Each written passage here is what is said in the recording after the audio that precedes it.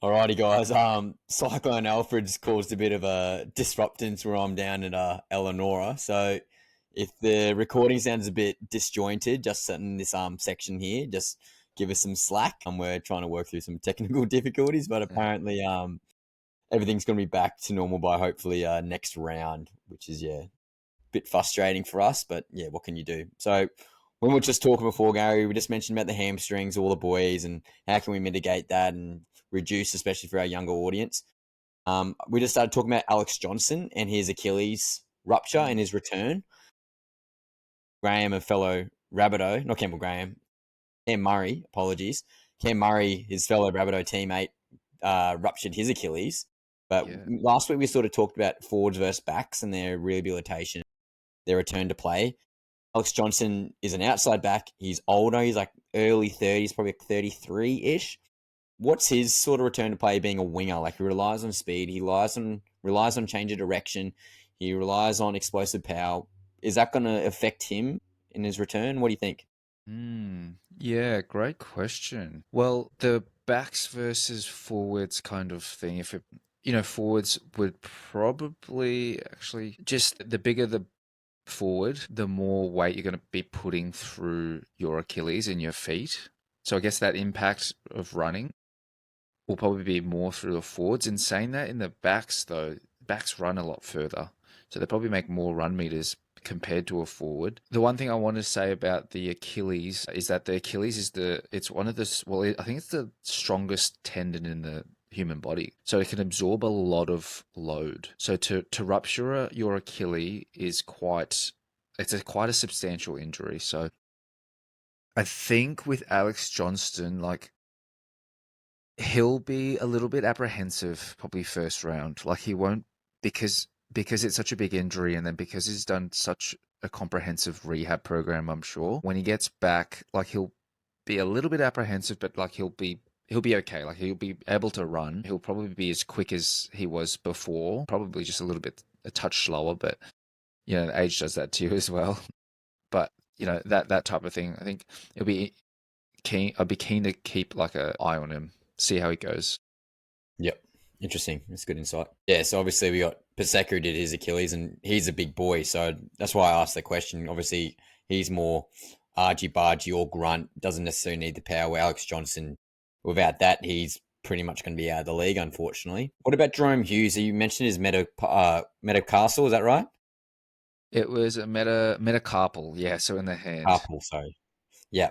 Um, Being a playmaker, obviously going to get the ball heaps. 2 to 4 week hand fracture. Is that going to be much of an ailment to him going forward, or not really? So this is me stealing from the NRL physio. Shout him out. I like to get my NRL and my physio goss from him. So with the metacarpal injury being the fourth one, so like, if for those that are listening, it's like from your thumb and then you go across. So this would be your fourth one. So it's like your ring finger.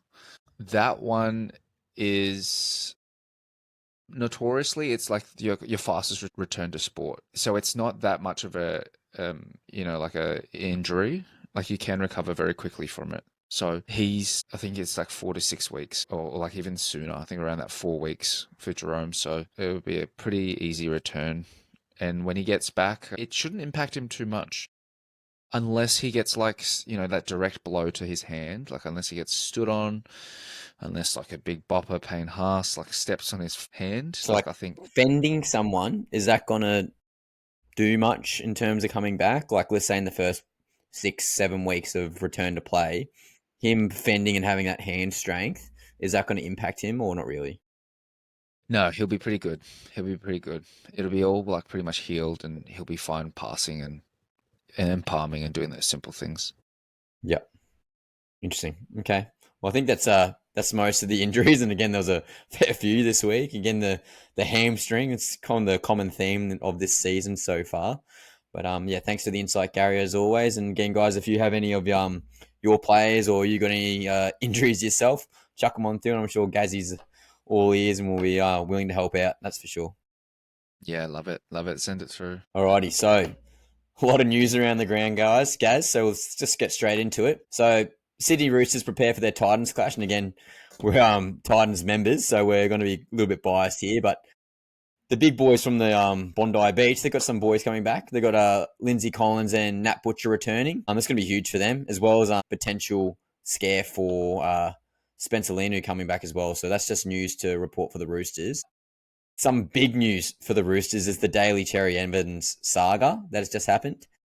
Gaz, what's your thoughts on this before we jump straight into it? With DCE for the Yeah, Seagulls.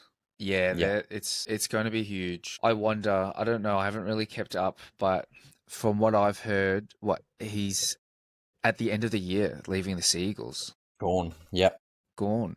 And we're not sure whether, well, he hasn't said whether he's retiring or going to a different club. yep. So I've got That's, direct quotes here, Gazzy, and you can give me some insight on what you think after. Manly Sea Eagles captain Daly Cherry Evans has confirmed that the 2025 season will be his last with the Manly Sea Eagles.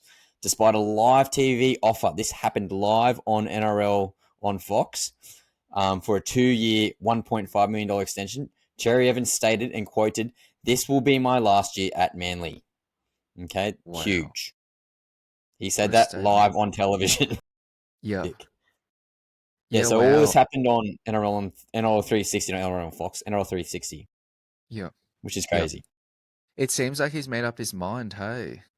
He's a one-man club. I think there's that whole debate that Cherry Evans, he's older, he's like 35, 36, and for a rugby league player that's like almost like end of life kind of, if that Yes, makes sense. So there's always that like, but he's such a great player. You know, he was yes, like Cameron Smith. Like he was one of those spine players where he makes up such a big part of that spine, such a big part of the team. And for the Sea Eagles for the last 15, 16 years, he's been integral. So I feel like that's a massive loss for the Sea Eagles. huge. Whoever fills that spot has like kind of, big shoes to fill, really.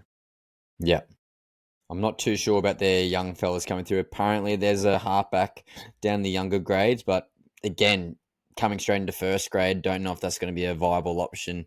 They might have to go into the market. I saw literally 2 hours before we started recording, Gary, Marl Fogarty might be a target from the Canberra Raiders.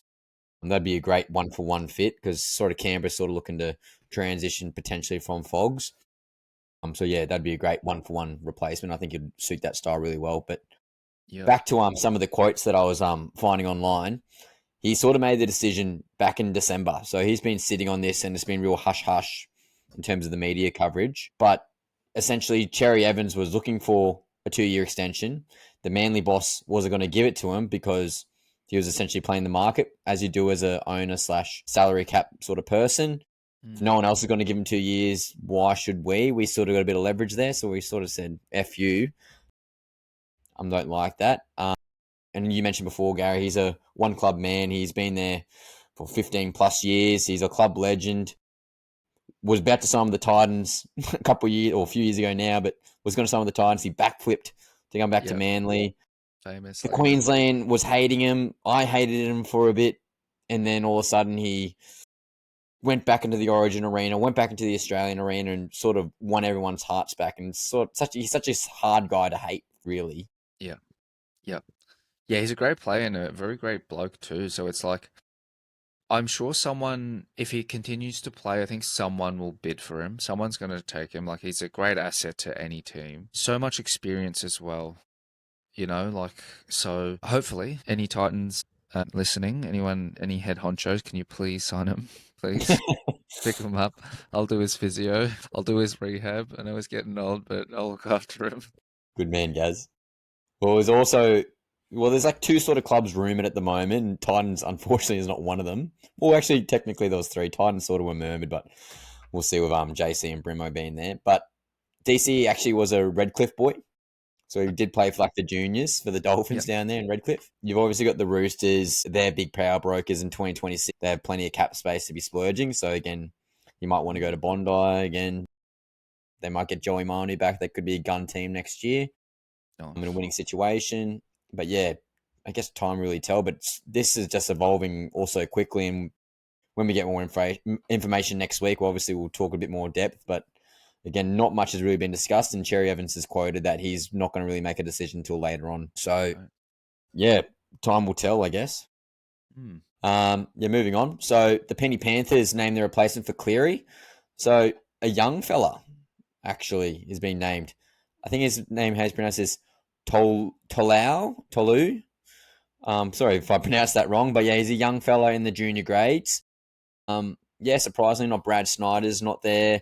Blaze Talangi was filling in there last week. Both of those boys aren't starting. Okay, Blaze Talangi's coming off the bench as a utility, with Dane Laurie going back into the fullback position. But interesting to see that they have not given it to the veteran Brad Snyder or their one of their marquee signings in Blaze Talangi. So it's interesting to note. See how the young fella goes in that Panthers system. I'm sure he'll brain it like they all do. Hmm. Tommy Turbo's back, which is fantastic to see. I traded him out last week in SuperCoach. Hopefully, he doesn't murder the Parramatta Eels. Yeah. You watch, He Rye, could you very well. watch. It could very well happen. I'll probably be watching with one eye closed. That's for sure. Yeah. And there was just another thing that happened for the Rabbitohs. So there was a mascot incident involving a young fan. So a 9-year-old fan named Benji was reportedly left in shock after an encounter with South Sydney's mascot, Reggie Rabbit. Following a match where Cronulla defeated South Sydney 27-12, Benji and his friend approached the mascot for a greeting.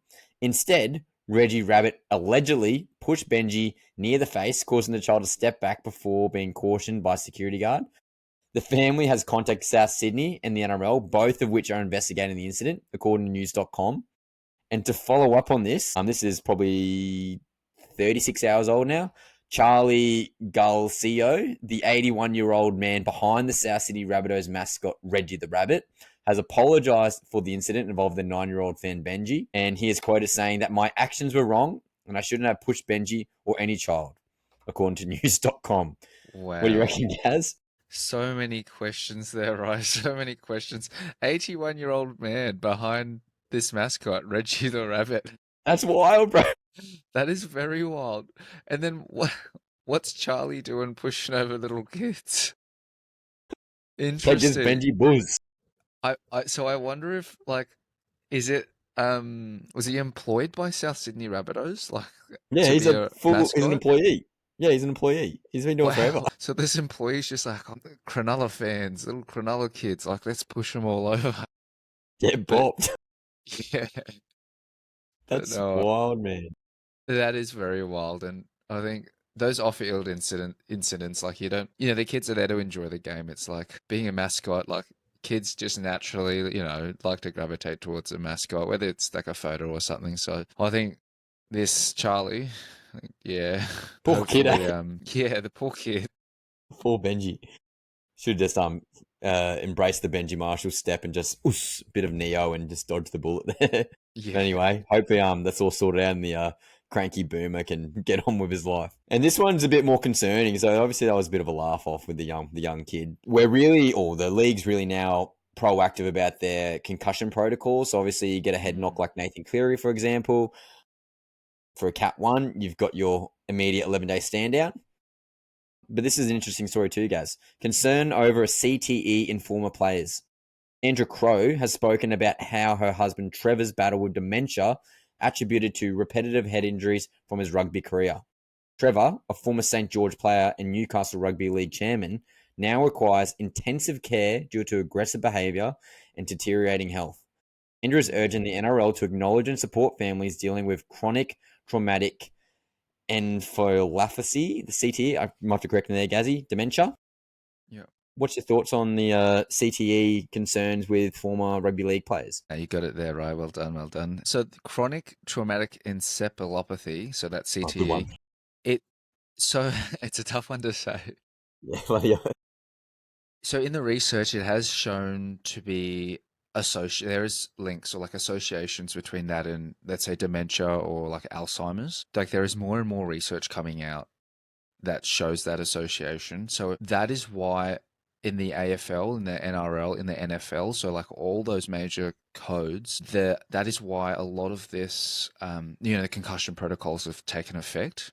So they've been quite strict on it, and even at like grassroots. So like you're talking about like the juniors or like your second grade, first grade down at Carrara or like the Rubina Roos. I think it's a step in the right direction because yeah, as Tracy and well as Sandra's husband Trevor like have experienced, like it's quite a real thing, and you're starting to hear that more and more players are or ex-players are coming out with these types of stories. So I think the NRL, yeah, in terms of like acknowledging it, I think it needs to be acknowledged because it's like it's someone's life.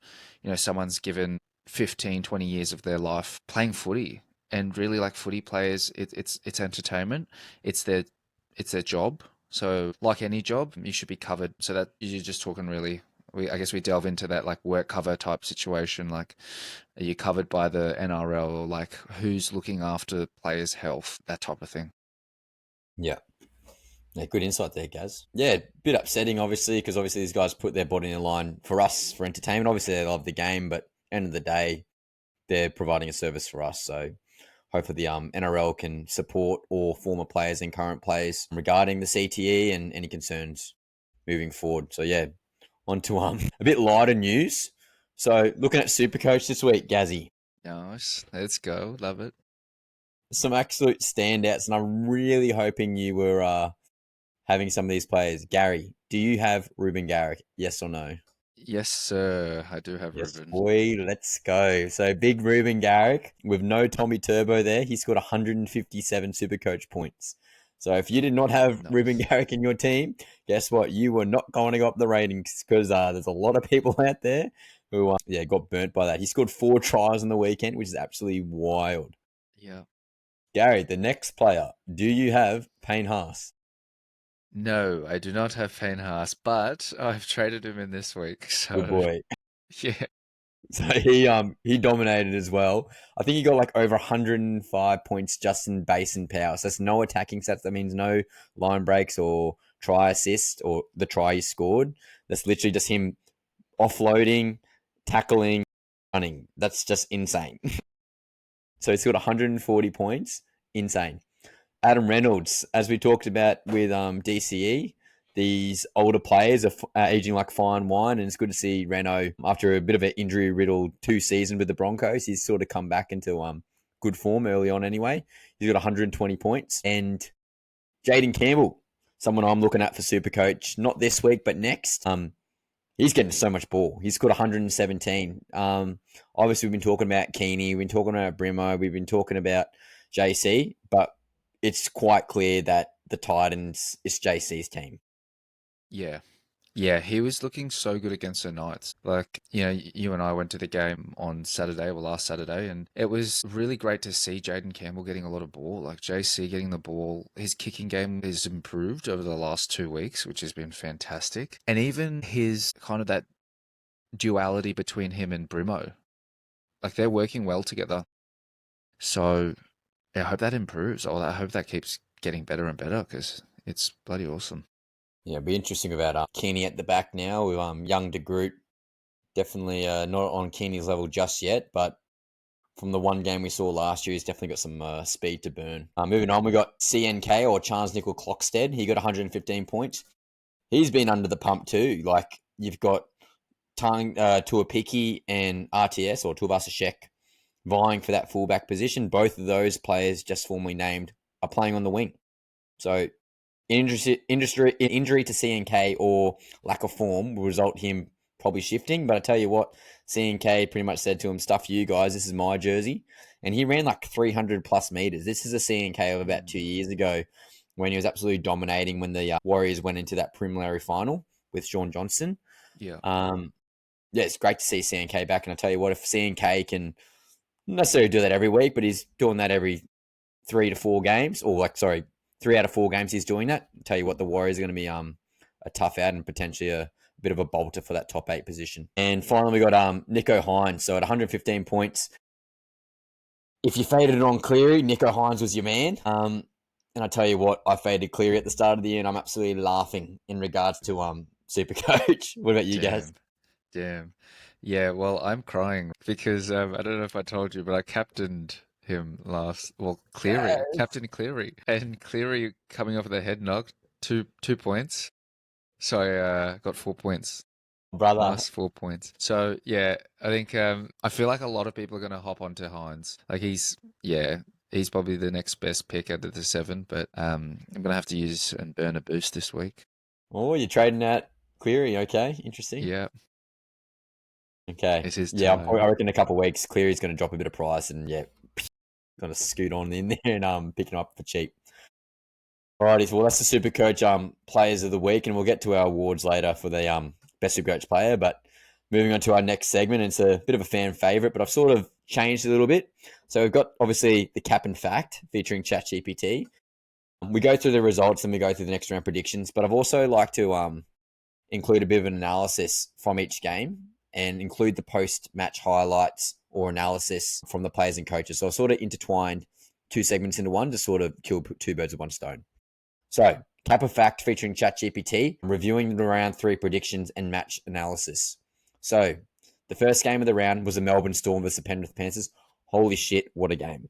Panthers, the prediction was 24-20 to the Panthers, and the actual result, very close still. Storm 30, Panthers 24. And as you mentioned, Gary, that Nathan Cleary head knock did the Panthers no good. And Melbourne Storm came out red hot with like 12 points in the same amount of time. And to come back from that and almost win that game, huge. But anyway, the verdict was Cap. If Nathan Cleary was there, maybe it could have been a different story. But the analysis was the Storm secured a hard-fought victory over the Panthers. A pivotal moment occurred early in the game when Panthers halfback Nathan Cleary suffered a Category 1 head knock after collision with Storm's Jerome Hughes, leading to Cleary's immediate removal from play. Despite the setback, the Panthers demonstrated resilience, narrowing the deficit to a 14-10 by halftime.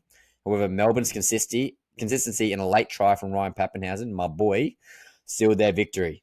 Panthers coach Ivan Cleary expressed optimism about Nathan's recovery, noting the positive signs post-game. But as you mentioned earlier, Gary, with the HIA, he's got the immediate stand down, so he's definitely missing this round coming up, but we'll see what happens.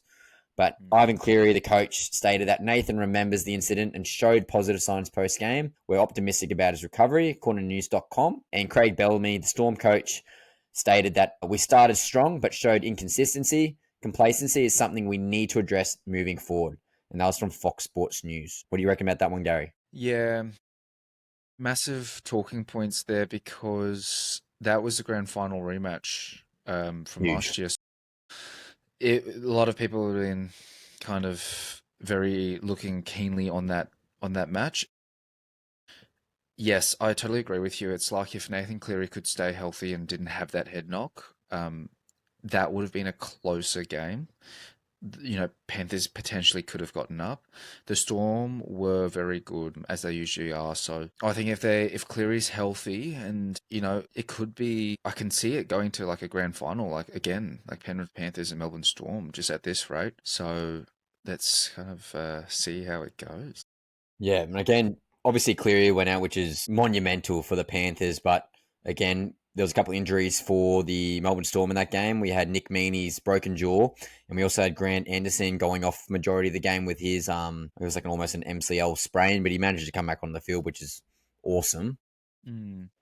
But yeah, that going up so early and just absolutely dominating the Panthers, and it's almost a bad thing Cleary went off. It would be interesting, obviously. Cleary's so good he could just dominate the game and come back like he did a couple of years ago. But Melbourne were up and ready for Cleary to sort of dominate, but they came out so hot. But then seeing Cleary go off, they sort of put their foot off the gas, knowing that they had probably the game in hand. And yeah, that Craig Bellamy quote of the complacency, I think it's going to be their Achilles heel potentially this year if that happens again. So, game 2, we had New Zealand Warriors versus Sydney Roosters. ChatGPT predicted the Roosters 30 and the Warriors 16. However, the actual result was Warriors 14, Roosters 6. So the verdict was Cap, which was a complete miss, and the Warriors defended their house. So again, that fortress over in New Zealand and that home crowd always delivering for them. Really good to see. The analysis. So the Warriors delivered a strong defensive performance to overcome the Roosters. A standout moment was veteran winger Roger Tuivasa-Sheck's game-changing try-saving tackle made despite tearing his hamstring during the game. Coach Andrew Webster commented on Tuivasa-Sheck's determination and resilience, noting the significant impact of his actions on the team's success. And Andrew Webster, the Warriors coach, stated that Rogers' commitment, even when injured, exemplifies the spirit we aim for. His effort was crucial in our defensive stand, according to Fox News. And Roosters captain James Tedesco quoted, "We couldn't capitalise in our moments. Credit to the Warriors defence. They made it tough for us," from Fox Sports. So what do you reckon, Gaz? Yeah, the Warriors played really well. They're hard to beat at home against New Zealand. I think any team that goes over to New Zealand, just because that home ground advantage, and also the Warriors fans, they love the like up the wires type of thing. Oh, Like it's, wow. yeah, everyone loves the Warriors. So yeah, it's awesome. I love the Warriors, and I hope they do well. Like, you know, this season, Warriors, Tigers, a couple of those teams, like they're really turning Titans. around. Yeah, even Titans turning around and making kind of that top eight, Yep. which is great.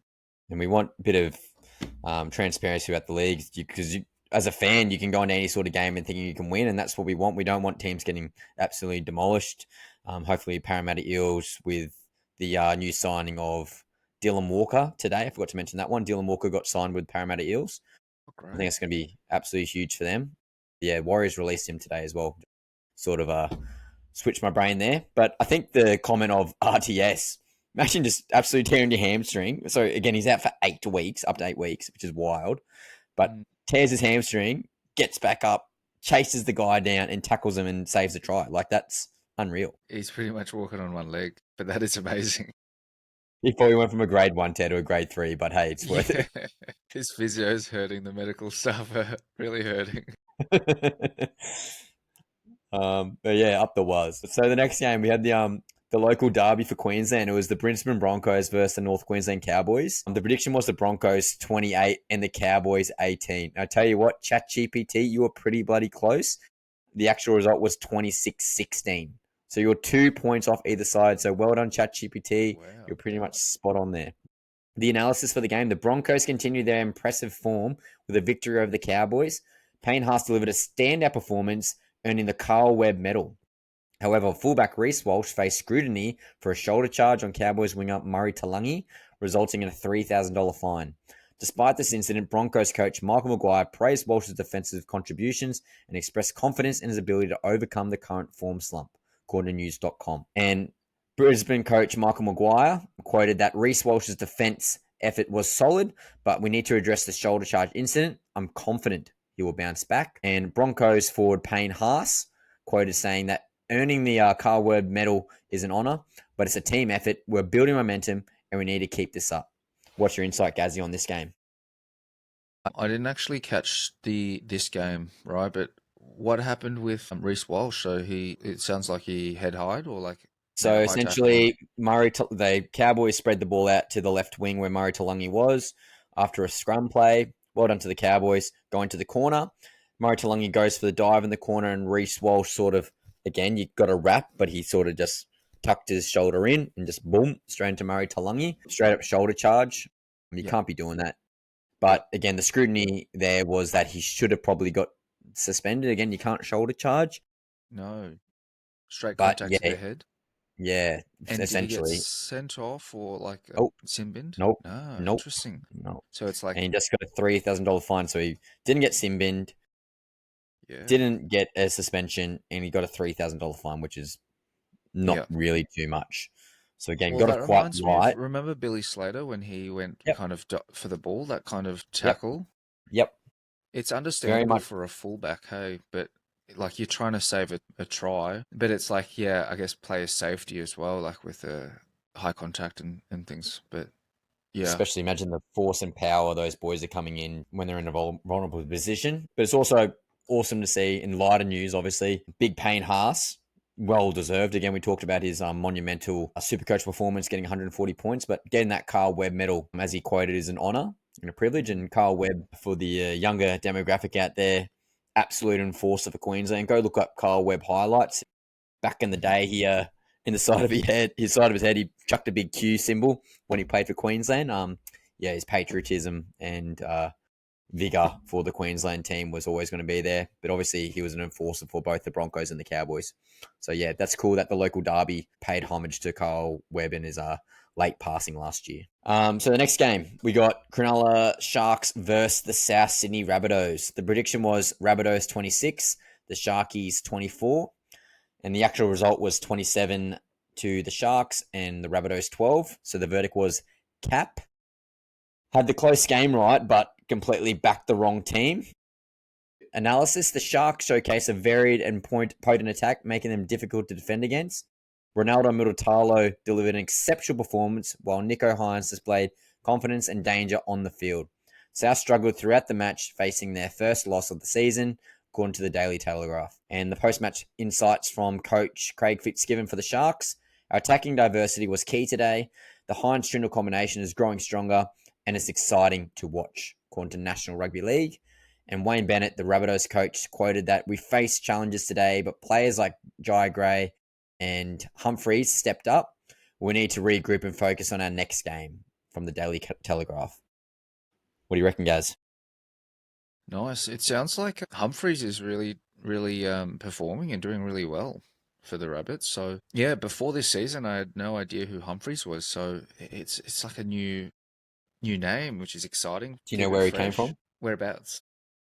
He came from Manly. So I guess they'll be spewing now that they They let would Humphreys go. be. There Yeah. goes their 7.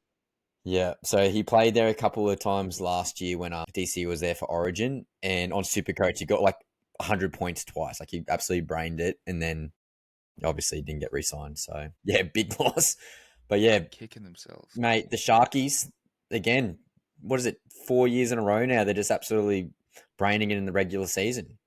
And I think Trindle. I love a bit of Trindle, but it's good to see that they're finally, or Hines and Trindle are finally sort of connecting, and they're not just saying, "Oh, well, Trindle, you're the 5'8", or Hines, you're going to be the halfback." They're sort of just a hybrid of both. Whoever's got the hot hand at that stage of the game, they're literally just feeding that player. It's good to see Nico Hines taking control in that red zone or the 20-meter line in the attacking zone. And then you sort of got Trindle doing those long kicks. He got 2 40-20s that game, which is crazy. They complement each other really, really well. And obviously, getting in big AFB this year has been gun-ho for the Sharkies. So they're going to be hard to beat. But yeah, don't know about the Rabbitohs, mate. Troll Mitt coming back in about 2 weeks, so he might do wonders for him. So we'll see. Time will tell. Next game, we got the Dolphins versus the West Tigers. ChatGPT reckoned the Dolphins would win 22 to the Tigers 14, and that was cap because the Tigers won 30-18. So the Tigers showed up and stunned the Finns. And I might do a Jerome Luai celebration here and get the claw out because I tell you what, up the Tigers, and I feel so good for them. I'm a Queenslander through and through, but I tell you what, it's good to see the Tigers after several years in a row getting the wooden spoon and just couldn't get any consistency.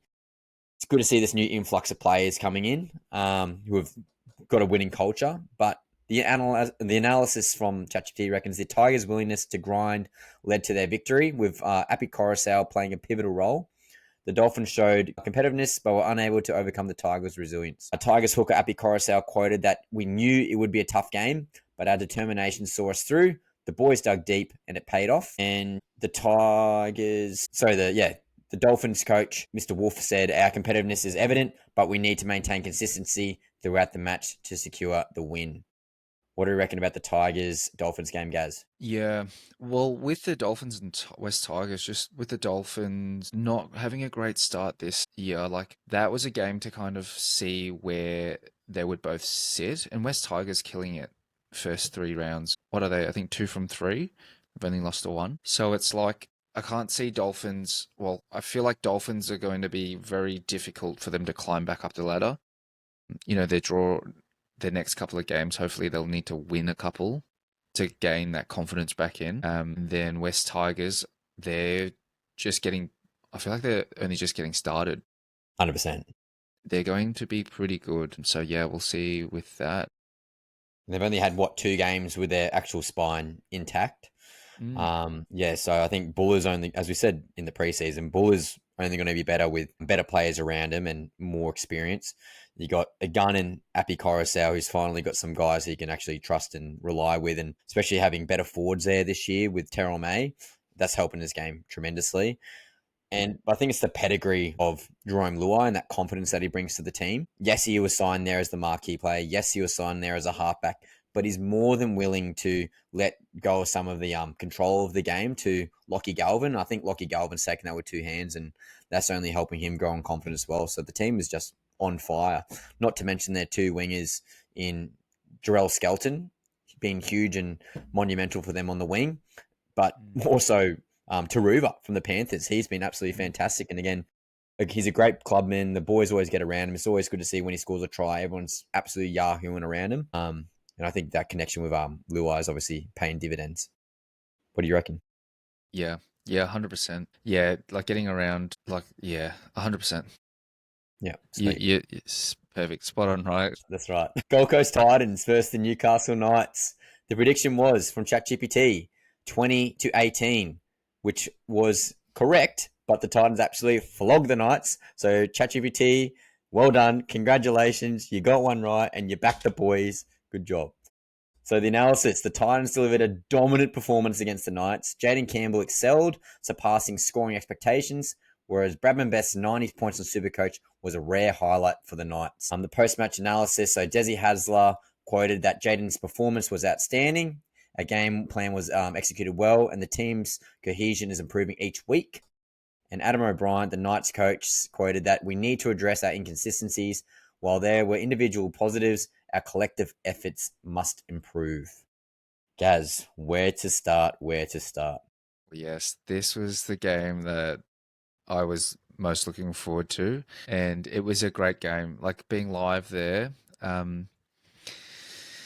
it was, you'd think, at least going into it, that the Knights would do a lot better than what they did. And the fact that the Titans kept them to 6, that was massive. So That's the massive biggest part. props, yeah, to the Titans defense, which has always been a talking point. It's always been an up and Yes. down with the Titans. So the forward pack and all the players really did really well. I want to talk about Fotoweka.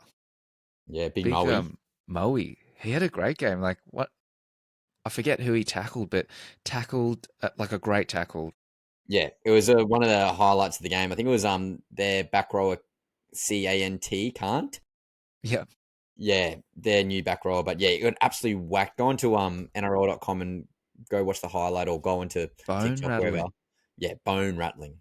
He Yeah. might be featuring later on in the Tinnies Awards, but we'll Yeah. wait for that later. But yeah, mate, they were unreal. I think, again, I deleted about 20 beers of that game. So I was yahooing, that's for You were sure. blind. I was seeing the light of the Titans winning the premiership. That's what I was seeing, Gary. So good. But yeah, they were fantastic, mate. Their forward pack obviously was so good. Simpson had a relatively quiet game. Keeney had a relatively quiet game. Just shows you how dominant the forwards were. I thought Fermor was fantastic. After grilling him a little bit last week, he definitely put a pipe in my pipes. Yeah.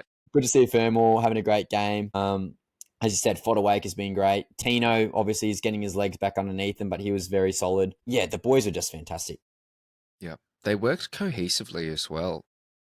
Like in defense, they would back each other up. In attack, it So looked good. pretty silky. Kicking Yeah, game was great. They kept yeah. Ponga very quiet.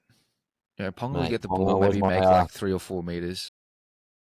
bro. Well, Ponga was my captain. Not as bad as bloody Nathan Cleary being your captain, Yeah. but hey, I was expecting Ponga to go 100 plus in Supercoach, but yeah, him only getting held to about 45 points or less. Yeah, shows the Titans how good they were. Mm, Definitely mm. on a fast track too. Like should have been a high scoring affair for the Knights, but yeah, definitely kudos to the Titans. Definitely ready to get heartbroken again this year. Let's keep praying, but up the Titans. The No, next game of the round. So we had the Parramatta Eels versus the Bulldogs. ChatGPT reckoned that the Eels were going to win 26-20, and that was cap. The Bulldogs won 16-8. So obviously ChatGPT got that one wrong, especially with those injuries that we mentioned in Physio Corner earlier. But the Bulldogs held off a spirited second half push from the Eels to remain undefeated after round 3, with key players like Matt Burton and Viliami Kickout both out with MCL injuries. Canterbury leaned on their young guns to improve their defensive grit and grind out to the win. Parramatta dominated the possession in the second half, but couldn't convert territory into points. The Bulldogs outscored them 4-2 after halftime. After that early lead and resilience proved enough. The Bulldogs coach Cameron Ciraldo quoted that, seriously? No, we have just won a really hard-fought game, and a number of players were missing. When asked if there was concern about being outscored after half time, and he's still quoted to say, "I'm stoked with the effort. We didn't win it on smarts. It was all about our defense this week. It's hard to win any game in this comp. To keep them to 2 tries today, although I would have liked to stop those ones, there was a definite attitude adjustment in our defense and something we can build off. On the Eels, there was really desperate, and it was important for me to match their desperation. I really thought we did that." So insightful analysis from the coach there. What do you reckon, guys? Yeah, this one I didn't get to catch, so I'm not 100% sure on this, but um yeah, the Bulldogs, who they play last week, but yeah, Titans, mate. it's good for was it the Titans? Yeah. Yeah, they I mean, for the Bulldogs, it's like they're doing well, but it's the Doing it. Bulldogs have had a pretty good or pretty easy run so far.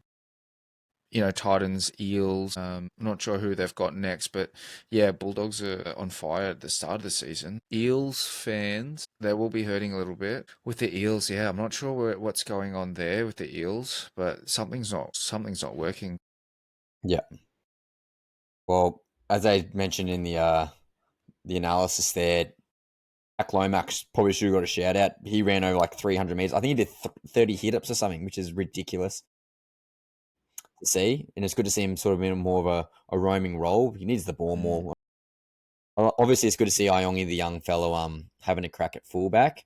But I wouldn't mind seeing Zach Lomax play some fullback. Get him the yeah, ball more.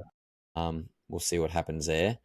But it's also interesting to note that obviously Moses being out with that foot injury, is he that important that he's going to make them score another 18 points and win the game? What do you reckon? big loss, Moses. Yeah, I reckon if he is fit when he's back, the games are going to be like closer. Because he's a massive loss for the Eels. His foot, when's he due to be back? It's a couple of weeks, isn't it? I'd say he'll be back probably by round 8 ish. Yeah. Yeah, awesome. That'll be a long way to return. Once he's back, I think he's going to really do well. Yeah. But yeah, I think the inclusion of Dylan Walker coming from the Warriors as of today, I think that's going to be huge. I think he provide that bit of X factor and ruck speed that they've probably been lacking a little bit.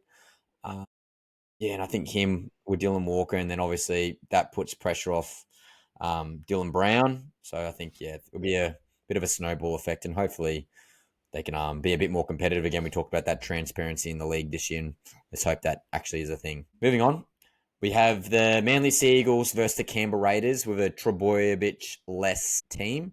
This was pre-Trebojevic not saying he was playing. So ChatGPT predicted the Sea Eagles 32-14.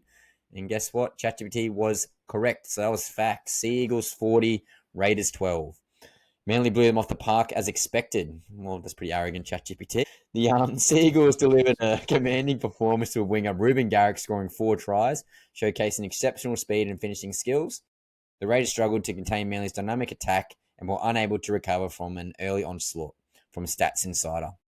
With the post-match analysis from Coach Seabold from the Sea Eagles, quoting that, "I'm proud of the team's effort. Our execution was sharp and we controlled the tempo well. There's always room for improvement, but this is a step in the right direction." Ruben Garrick, the Sea Eagles winger who scored the 4 tries, quoted that the boys were outstanding today. We stuck to our game plan and it showed on our scoreboard. And Raiders coach Ricky Stewart quoted, "We started slow and paid the price. Our second half effort was better, but we need to play the full 80 minutes to compete with the top teams." Also, interesting to note that Ruben Garrick had a child the day beforehand. So, congratulations, Ruben Garrick and his partner on the healthy baby. Normally, you'd think he'd be pretty tired pre-game, but obviously that maybe supercharged him to give a solid effort. So, what do you reckon, guys? Yeah. Yeah, that's great. Little lucky child. And then Yeah, next day, yeah, with that, I think I saw Ricky Stewart because I watched this game and I think at like half time or right before half time, he likes to sit by the bench. sidelines and then watch it from there. But yeah, that game mainly just absolutely, I think, demolished the Raiders. And heading into that game, it was like the Raiders were doing quite well too. So it's I think 28 points of difference. It just shows, like, I think Seagulls being a pretty good team. So Seagulls are very hard to beat this season. Yep. I think it'll be interesting to see how they got a couple of things obviously coming to the Seagulls this week. You got Trebojevic coming back, which is huge for them. But with this Yeah. DCE drama, is that going to impact the team and their culture against the Parramatta Eels, who are probably looking for a bit of a rebound game? It could be a bit of a trap game, as people used to call it. Yeah, it'll be interesting to see. But the final scorecard for ChatGPT this week was 3 out of 8, which is a success rate of 37.5. And ChatGPT reckons there was a tough week. ChatGPT reckons it needs to regroup, crack a tinny, and fire back for round 4. That was the predictions from last week. But now we're going to move on to cap and fact for this week. The first game of the round is the South Sydney Rabbitohs versus the Penrith Panthers. No troll mitt just yet. ChatGPT reckons the Panthers will win 20-14. Gary, is that cap or fact? As much as I love the Rabbitohs, I reckon that's facts. I reckon that's pretty close. Yeah. And again, we've got the young fella from the Panthers starting at halfback again this week. So again, it'll be interesting to see how it performs. Rabbitohs a bit on a roll. Yeah, it'll be interesting. Panthers are conceding up to 30 points per game at the moment. So with a bit of a decimated squad with Cleary and Dill Edwards at the back, it'll be interesting to see if they can hold out the Rabbitohs, who are looking to prove a point and be a top contender for this year. Yep. So I think it'll be fact in terms of the score. I mean, of the result, Panthers winning, but I think it'll be very, very close. I think it'll come down to the wire. Yeah. Game 2, which is the Sydney Roosters versus the Gold Coast Titans. So ChatGPT reckons the Roosters will be 28 and the Titans 16. Gary, cap or fact? I think you already know what I'm going to say here. That's straight cap. Yeah, that's Cap. I'm obviously biased, but I want the Titans to win, so I'm tipping with my heart here. Yeah, if I'm tipping with my heart, Titans to win, but if I'm tipping with my head, Roosters to win. Interesting. Well, I think it's cap as well, but the Keeney fullback dilemma, that's obviously pretty detrimental to the Titans currently. Will the madman Desi Hasler keep De Groot at fullback this week, or is he going to sort of maybe play around with something else with Brimo going back there? Hard to say, hard to tell, hard to predict. But the Roosters they've been pretty mediocre overall. Obviously, they had that fantastic game against the Panthers, but besides that, James Tedesco is obviously trying his ass off, but I don't know. Be interesting, but I think the Titans they're too classy at the moment. I think it's cap. Game 3, we got the Dolphins versus the Broncos. So we got 2 Queensland games on the Friday night. So get your tinnies ready, crew. The prediction: the Broncos 24, Dolphins 16. Dolphins 18. So Broncos 24, Dolphins 18. Cap or fact? I reckon that's fact. Yeah, Dolphins are struggling to find form this season, and Broncos have been doing pretty well. If Adam Reynolds, he's been on fire. What's his face? Number 1, Reece Walsh. He's been, getting better as well, at least from last week. This week, from the week before, he's only going to get more and more confident. So it looks like it's going to be a close one, according to ChatGPT. But I think this one might be a blowout. Blowout. I can see, Broncos probably. Well, I reckon Broncos by 12 plus. Yeah. Yeah, I reckon it'll be more than 12, mate. I think the Broncos are going to come out real hot. I'd say fact in terms of Broncos winning, but I predict them getting 30 plus points and keeping the Dolphins to probably maybe 1 or 2 tries max. I think the Broncos are just been unreal. Obviously, they had that bit of a lull game a couple of weeks ago. They definitely rebounded last week, and they've got just so many guns in their team. And I think I think it's more going to be the forward pack for the Broncos that's going to sort of walk all over the Dolphins. I hope I'm wrong, and I hope it's a close game. But I think the Broncos is too clinical. Mm. So next game on Saturday. So we got St. George Dragons versus the Melbourne Storm. ChatGPT reckons Storm 30, Dragons 10. Cap or fact? I'm gonna go the opposite. I'm gonna say the Storm are great, but they're due for a loss. Wow. They're due for a loss, and the Dragons. I know it's a big call. It's a very big call. I want to go Dragons. Dragons are what, 0 or maybe 1 from Yeah, 3? they've been a bit unlucky a couple of times, but yeah, definitely underperforming. Yeah, I'm definitely going to regret my decision. I'm holding you to that for the next segment, so Yeah, everyone remember that. But yeah, that's yeah, wild, Gary. I don't care if Jerome Hughes is not at there. You still got Wishart filling in. Pappy's playing. Yeah, I think it's fact, and I think the Storm. I reckon the scoreline's actually going to be pretty accurate, so it'll be interesting to see at the end of the week. But yeah, yeah. definitely fact. Storm beating the Dragons, Gaz. You're cooked, mate. Thanks for letting me. If you just want to run the marathon, mate, just let me know. We'll see. Yeah, I just want to eat nuggets while running a marathon. Alrighty, the next game. This will be an interesting one. So the Cowboys versus the Raiders. Cowboys 22, Raiders 18. Cap or fat? Ooh, this is a very interesting one. If At Cowboys are at home, are at North Cowboys at home? Queensland. Yep. Yeah, okay. So I'm going to say facts. Yeah, I reckon Cowboys will get up this one just for the pure fact that they need a win. Like round 4, I think the coach is going to be really getting into the boys, and the fact that it's at home with the home ground advantage. Yeah, up in North Queensland, I think, yeah, facts. Cowboys up. Yep. They were definitely much better against the Broncos last week, and they were definitely in the contest for about 60, 65 minutes. Yeah, they definitely could have beat the Broncos last week going off what they did. And with a couple of boys returning with Tamalolo back another week with a bit more match fitness, Nanai's going to want to regain his spot. Yeah, those wingers are pretty deadly as well. But saying that, the Raiders been pretty strong. Tarpany's back this week. I'm actually going to say reluctantly Cap. I think the Raiders are probably going to pip them off, unfortunately. I think they've just got too much class, especially with Tarpany returning this week. I think that's going to be a huge in for the Raiders. Next game, we got Cronulla Sharks versus the Canterbury Bulldogs. ChatGPT reckons Sharks 26, the Bulldogs 14. Cap or fat? That one for me is an easy one. That's fact. I reckon Sharks will be too good. Their form so far, especially with Nico Hines at 7, with the rest of the team, they've just been demonstrating like pretty good footy. So Bulldogs, yeah, they've been pretty good, but yeah, I think Sharks for this one. Yeah.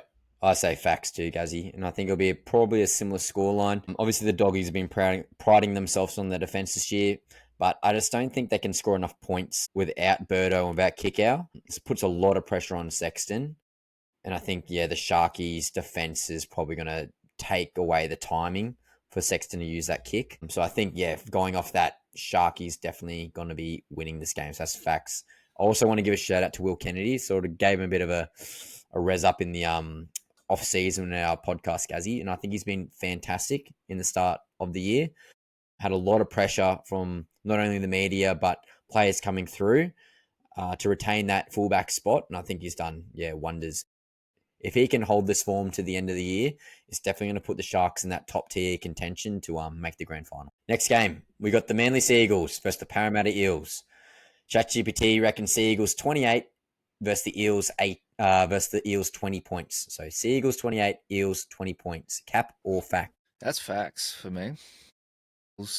They're too good.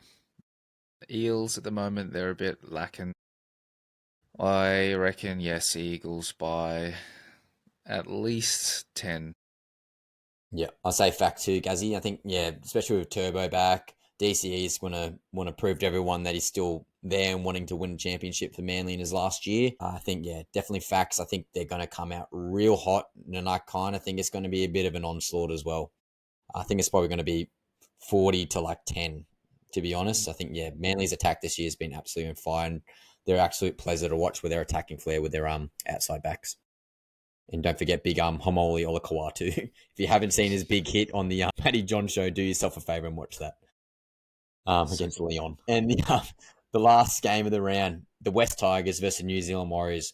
ChatGPT reckons the Warriors 26, the Tigers 12. Cap or fact? that's a tough one. Hey, Warriors at home. Is it a Tigers West Tigers home I game? believe the Warriors are home. Home. Yeah. So if Campbelltown, sorry, it's at Tigers. it's a okay, Tigers home game. Well, then in that, just for the pure fact that it's a Tigers home game, I'm going to say cap. I reckon even though the Warriors won their game last round, the Tigers have been looking pretty good. So, yeah, I'm going to go Tigers for this one. Yeah, I'm with you there, Gazzy. I think that's cap as well. I think, yeah, the Tigers have been absolutely on fire the past couple of weeks, and they're only gaining more speed with more reps in terms of their spine. Again, we've talked about Terrell May being an absolute beast. Yeah, I think it's definitely going to be a battle of the forwards this week with Big Mitchy Barnett and Fisher Harris versus Terrell May and Pole and what's his name? Seyfarth and Twal, okay, in the middle. Okay, it's going to be very interesting. But yeah, I think the outside backs and the halves, particularly with Luai and Galvin, are just going to be too classy. So yeah, definitely a cap there.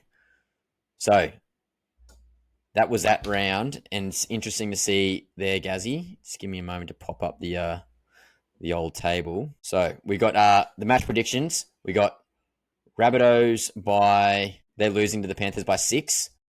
Then we have the Tigers. I'm going to have to sort this out here. My computer's a bit laggy. Sorry. So we got... Here we go. Sorry, guys. Rabbitohs versus Panthers. So we got Panthers by 6 points. We got the Roosters winning by 12 points. We got the Broncos against the Dolphins winning by 6 points. We got the Storm beating the Dragons by 20 points. Got the Cowboys beating the Raiders by 4 points. We got the Sharks beating the Bulldogs by 12 points. We got the Seagulls beating the Eels by 8 points. And we got the Tigers losing to the Warriors by 14 points. So again, we'll look at ChatGPT's predictions next week, and we'll recap through there. But Gary, more importantly, our betting. Okay, it's been a bit tumultuous, but I came back a little bit last week. So last week, Melbourne Storm versus the Penrith Panthers.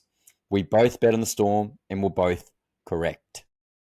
And this is annoying me because on my Fox Sports account where I was doing my tipping comp, I actually bet on the Warriors, and I didn't do that in our comp, but so it doesn't count. The Roosters, I tipped the Roosters, you tipped the Warriors, and you were correct. The Broncos versus Cowboys, we both tipped the Broncos. We're both correct there. The Sharkies versus the Rabbitohs, I tipped the Sharks, you tipped the Rabbits, so I was right there. Dolphins versus Tigers, you tipped the Dolphins, I tipped the Tigers, so I was right there, so I've got a couple points back. Titans versus Knights, we both tipped the Knights. Sorry, both tipped the Titans against the Knights. Parramatta Eels versus the Dogs, we both tipped the Dogs. And Sea Eagles versus the Raiders, we both tipped the Raiders. So there are our tips, and I'll go through the scores shortly. However, the bold predictions, and Gary, I think we need to work on our bold predictions. But Gary, you predicted that both props, so Payne Haas and Carrigan, to score a try against the Cowboys. You're wrong. However, Payne Haas did score. Doggies to beat the Eels by 12 plus points with Satili Tupanua and Critter to score. You were wrong there. And Dolphins to beat the Tigers by 12 plus points. You were wrong there. But Gary, I didn't do much better. Okay, I said 2 out of the 4 Storm Big 4 will score against the Panthers. I was very close a couple of times, but no, got that one wrong. The Warriors versus the Roosters game will be 75 plus points combined. Wrong. It was quite low scoring. And then I bet also on the Doggies. I said Preston and Satili to score for the Dogs, and I was wrong there. So, Gary, for round 3, you scored 6 points and I scored 7 points. And for the season, that means, Gary, you're on 14 and I'm on 12. So I've got back 1 point on you. So maybe I might have to do that marathon running in the end anyway. The half marathon with chicken nuggets. Chicken nuggets. Every But again, guys, kilometer. we'll be videoing it, so there'll be proof. And regardless of the result, we'll definitely have a crack. So that's the betting from last week. So we got bold predictions and betting tips for this week. So, Gary, your bold prediction for this week. You got Jerome Luai to score 70 plus on SuperCoach. That's pretty bold because he's been doing quite poorly on SuperCoach regardless of the results for the Tigers. Your second one was the prop and second roller to score from the Broncos against the Finns. And then also you got the Raiders to win by 16 plus. That's pretty spice. What I've got the Manly Wingers to both score a double. That's pretty spicy. I've got Pappy to score 18 points by himself, and that's going to hurt me now because Tyron Wishart's most likely got the goal kicking. So that sucks to me. And Nico Hines to score 100 plus on SuperCoach again. So that's my bold predictions. Nice. So time will tell. Now, with the tipping for this week, Rabbitohs versus Panthers. We both tipped the Panthers. Roosters versus Titans. We both tipped the Titans. Dolphins versus Broncos. We both tipped the Broncos. Dragons versus Storm. Both tipped the Storm. However, I am changing that, Gary, because we got you live quoting saying that you said the Dragons. So, Yeah, Gary, let's you go are with the the Dragons. Dragons. Raiders versus Cowboys. You both said the Raiders. Sharkies versus the Bulldogs. Gary, you got the Bulldogs, but you did say the Sharks. Would you like to say Sharks? Yeah, we got to get a point back from the last one. So Get the Sharkies. Okay. So, both got the Sharks against the Bulldogs. Manly versus the Eels. We both got Manly. And then West Tigers versus the Warriors. We both got the Tigers. yeah, So, again, those predictions and betting, we'll keep you guys up to date regarding that. But we're almost there. We're on to the Tinnie Awards for round 3. So, as we mentioned earlier, this certain Titans player might be getting this one. But the Hit Stick Award, guys. So the Hit Stick Award is someone who delivers a powerful, bone crunching sort of tackle. And it could be Nelson Asofa Solomona from the Storm, first game back in obviously a very long time from since last year. He came on and did a couple of bone rattling tackles, but I think Gary, you might agree with this one. Moe Fodawaker from the Titans on Kant from the mm, Knights. That tackle, guys, again, we said it earlier in the podcast. If you have not seen it, do yourself a favor, go watch it somewhere. Oh my lord, Moe Fodawaker, don't hit me, please. Up the Titans. let's go. So the next one, we got the stat sheet stuff. So this is super coach based, guys. Obviously, that's gone to Ruben Garrick. Absolutely brained it with 4 tries. He got 157 points. Had the baby the day before, Henry's mentioned earlier, so that's probably bonus aura points for Ruben Garrick, so well done to him. But obviously, honourable mentions to Payne Haas, you got 140 points. The not so super coach award. So this is quite the opposite of the previous award. This is someone who's underperforming in Supercoach or let Supercoach owners down. We could talk about Kalen Ponga, which was probably my one because he was my captain. But Gary, I think we've got to go for you, mate. It's the Nathan Cleary, 2 points. That one hurts. 100%. That was not so super coach. That was a super coach killer. Absolute super coach killer. So that hurts, mate. That hurts. Yeah, 2 points for Nathan Cleary. So he definitely gets the not so super coach award. On the hidden gem award. So this is someone who's not a household name. They're not a regular in the first grade team, or they're just sort of trying to crack that first grade team. Gazzy might agree with this one, but Thomas Jenkins, who filled in at fullback for the Panthers, he's never played fullback in first grade before. He's only played on the wing or at centre. So to step in against the Melbourne Storm in a grand final rematch and holding his own and getting 90 plus points in Supercoach, I think he's earned the award. What do you reckon? Yeah, nice. I think with that, it's like if Edwards is out for a bit longer and he's able to fill in Jenkins, like for more games, it would show, I guess, how he performed. But well, no, it looks like or sounds like that he's done really well there, just over that Yep. one game. So Jenkins has done well. He's not holding the fullback position because Dane Laurie is coming back.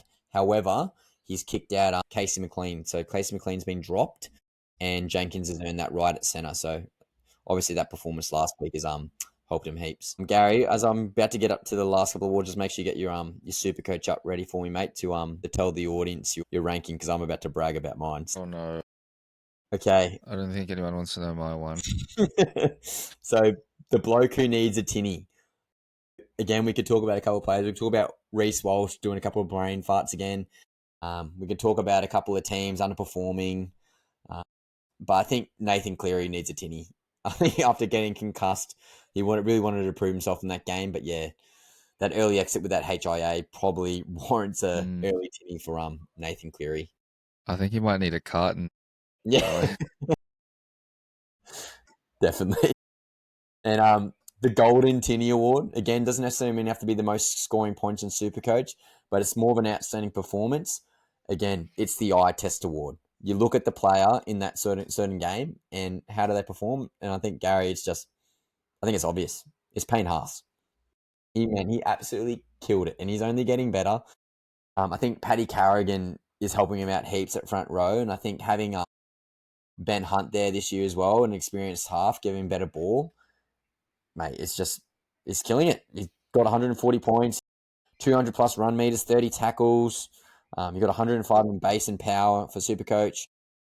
Yeah, if you don't own him in Supercoach, one, you got to get him. But two, if you can bet on the Dally M Award, he's definitely my hot favorite. What do you reckon? Yep, yep, 100%. He's absolutely killed it first 3 rounds. And I agree, he's only going to get better and better. So that's why I picked him up this week. Yeah, he's a meter eater. He runs as hard as humanly possible, off the back fence, that type of thing. So yeah, 100% MVP. Yeah. All right, guys. So that's the Tinnies Awards for this week. If you disagree with any of those awards, or you think we missed out an honorable mention, or if you have another bolter for some of those awards, please chuck in the comments. We'd love to hear your thoughts. And obviously, we'll provide your feedback in the next episode. So, Gary, SuperCoach, what did you score this week?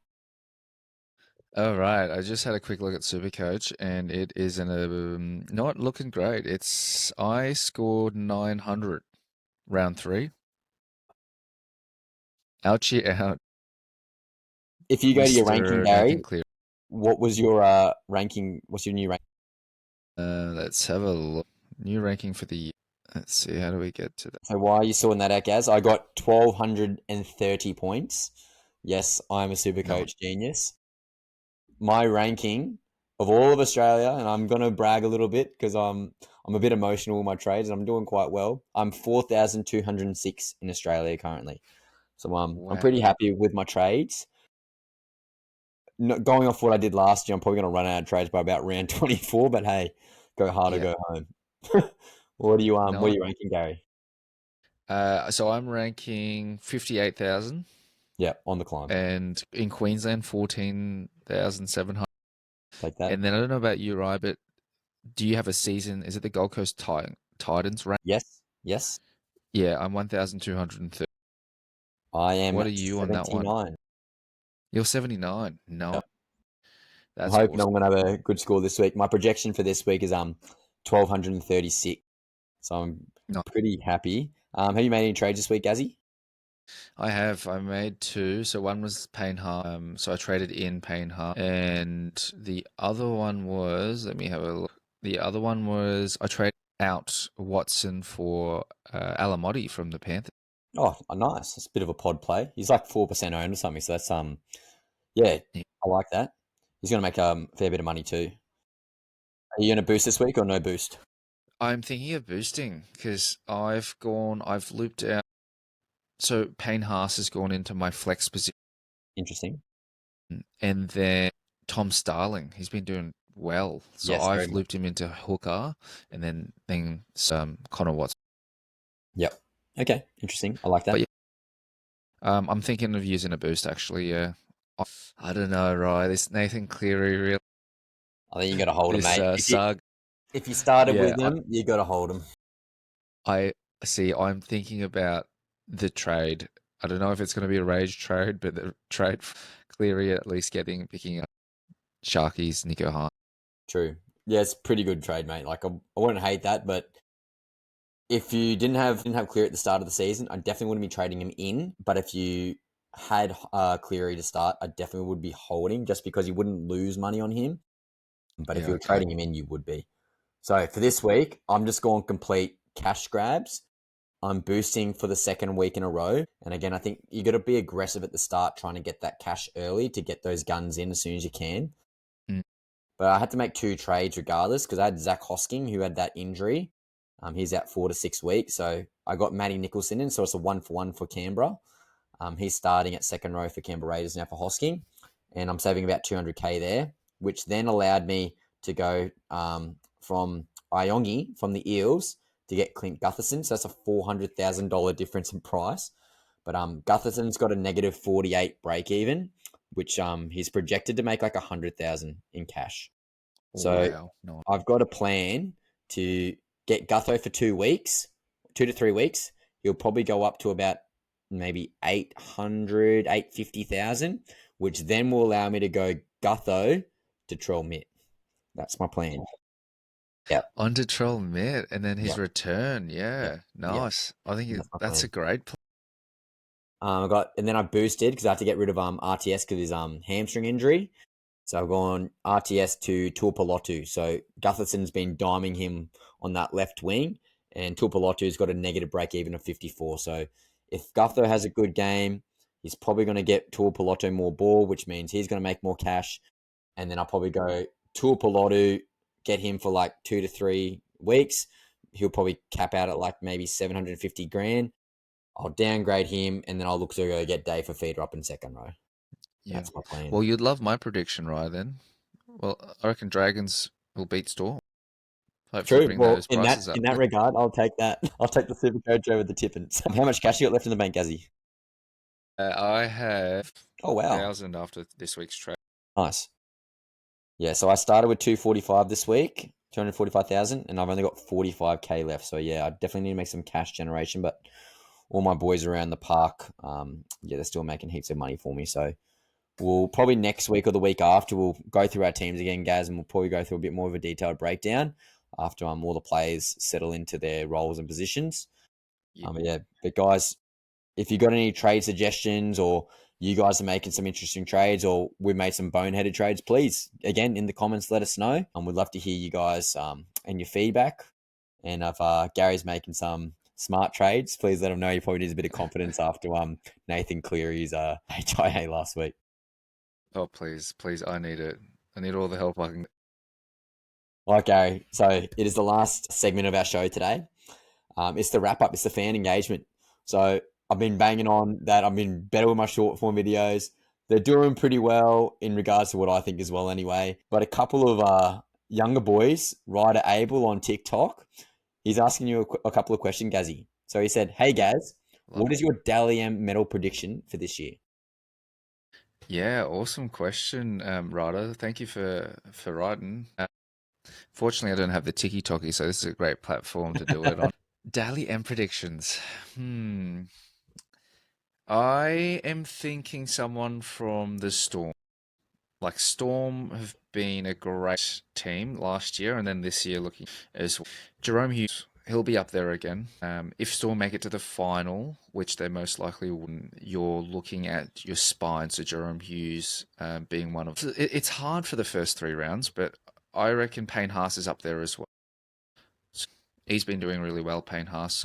You know, like what we were discussing before, or Ryan was mentioning before, with the 200 plus meters per game averaging, and you know he's tackling heaps, so he'll be up there as well. But to answer your question, if I had to pick one out of all the NRL players, I'm going to say Payne Haas. Payne I Haas love so that. far, at least third round. Yeah, but yeah, we'll see what that's. Good insight there, Gaz. Well, Ryder, my prediction, it's tough for the Dally M because you need to be an excellent player for obvious reasons because you need to get those points, but you also need to be in a team that doesn't take points away from you. It was a bit of an anomaly last year with the Storm because they had so many injuries with Cam Munster and Pappenhausen not taking points away from them. So Jerome Hughes got that award, and obviously Harry Grant going to Origin. Bit of an anomaly for that sort of comparison. Payne Haas in a similar situation with the Broncos got guns all around the park. So you've got guys like Ponga, who's absolutely brained it, or mainly brained it this year, who hasn't got really anyone to take away the points away from him. So that's what happened with him versus SJ a couple of years ago when he won the Dally M. Ponga was pretty much just getting six after six after six because no one else was taking points. So yeah, the Payne Haas, I think he's probably the best player in the league, and I think that's undeniable just looking at the eye test and the stats. But yeah, it's interesting. The Broncos might have too many good players taking points away from him. If we actually look at the Dally M board currently, I'll quickly get that up, but you'll notice that a lot of the guys who are on there now don't have guys in good teams with them. So if I quickly set this up, some of the guys on there are just completely like surprising. So for example, we got on there Kalen Ponga, 12 points. As again, I just said that. Payne Haas and Jai Gray. So again, Jai Gray hasn't got really anyone to compete against. He's on 11 points with Payne Haas, so he's just underneath. But obviously with Troll Mick coming back, Jai Gray is probably going to fall off. Then you got guys like Connor Tracy from the Bulldogs. You've lost Burden. You've lost Kickout. So Connor Tracy obviously is going to be up there for the Bulldogs. But again, I think he will drop off. Will Kennedy, we talked about him earlier in the segments. Will Kennedy's been absolutely killing it. But again, Trindle, Nico Hines, got a couple other boys in there might take points away from him. Then you got Munster. He's been healthy, which has been nice to see. But again, you got those other big three players plus other guns in that team might take points away from him. You got Terrell May also on 9 points. Also got heaps of guns in that team. So guys like Ponga, guys like Tedesco. So Tedesco's on 7 points. Guys like Horsburgh probably not taking many points away. If you're looking at betting and tipping, those are the type of guys you probably need to be looking at, unless it's a guy like Payne Haas who's just undeniably the best player in the league. What do you reckon about that? Yeah, that's right. Great analysis. This is more of a question because I don't know really how the votes work. Yes. It seems like, is it after each game Yes. Up to 6 someone rates points. points? Is it Yep. 6 points Yep. in total Yes. for the Per game. So like Pappenhausen might get 6 for the Storm, and then Cleary gets 5 points for the Panthers. so So it then is there's different. 11 points in that game. Is Yeah, that but yeah, I believe so. uh, yeah. So I'll clarify that for next week. But anyway, it's just interesting to note. But those guys who normally do win it don't get points taken away from them, which is also interesting to note. But again, I'll clarify the Dally M rules. I definitely need to refresh myself, but I know for a fact that 6 points is the maximum you can get in one game. So That's thank you, good. Ryder, on TikTok. Long-winded answer, but yeah, that's our predictions. And we got Wink. Wink's back on TikTok, and he's like saying, "Hey, Gazzy, who's your favorite player and why?" Ooh, welcome back, Wink. Love your username, Wink Wink. My favorite player. Ooh, that's a great question. And I just want to clarify, is that current? If it's current or past, but I'm going to go current. Current favorite player. I'm going to go Tino. Tino for Asu Malawi. Yeah, he's my favorite player. He's great. He's a captain. Great runner of the ball forward. In the forward. Makes hard tackles, hard yakka down the. Can't go past big team. Yeah, that's a pretty good response, Gazzy. You can't really deny that one. Gaz, can you guess who my favorite player is? I'm going to say Titans player. Someone in the backs, maybe. Yep, AJ is definitely up there. Yeah, I've mentioned previously, like all the resilience that he shows. I definitely try to emulate my touch game around him. Such a power athlete, can do really well linking the ball. Great engine, which is really good to see. But I also love Pappenhausen. Obviously, that's in the back of my jersey, Pappy. Oh, Yeah, a bit of a common theme there with the fullbacks, I think. But yeah, you can't go wrong with either of them. And yeah, I love just how dynamic they are. Just their change of direction, their speed, their motor, just the razzle dazzle they can perform in each and every night. Yeah, just unbelievable to watch. And yeah, they're definitely my favourites, that's for sure. yeah. It's amazing. So much skill involved. And you're in awe when you watch, the boys play on the big screen. I wish I could do 100%. that. I That's wish I why could they're the twinkle toe. professionals and we're the Yeah. mediocre 30-year-olds, Gary. So, Yeah. Wait, We'll but keep hey, to the touch rugby. we're still in our primes, bro. So, Yeah. Yeah. Still there. Still. so guys, that's tackles and tinnies, episode 7. So that's our round 3 analysis with round 4 predictions.